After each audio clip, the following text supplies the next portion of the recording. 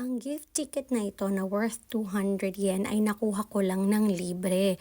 Ang kailangan ko lang gawin ay sundin yung kanilang instruction. Ang dalawang donuts na to ay lampas ng 200 yen.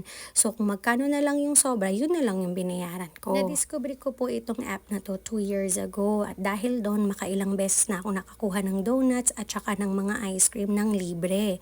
Ang dalawang ice cream flavors na pong nakikita nyo ay combination ng buy one take one pa-birthday present ng Baskin-Robbins sa akin na ang ginamit kong pambayad ay yun pong app na ginagamit ko. So you guys might be asking, paulit-ulit ka ng app, ano ba yung app na yan? ONE or one po. Ang rule is kailangan mo lang mag-scan ng mga resibo.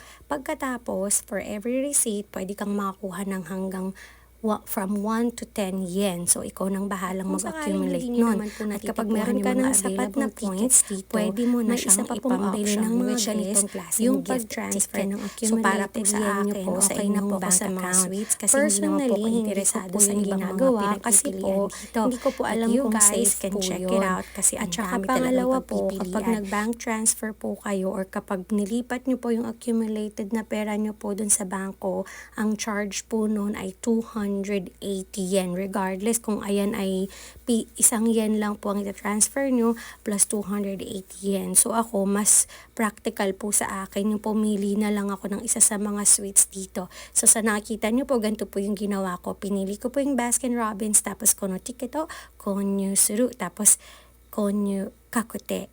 Tapos ayun na po, bayad ko na. So, ang ginawa ko lang po, pagpunta ko po ng Baskin-Robbins, ipiniresenta ko lang po sa kanila itong barcode na to.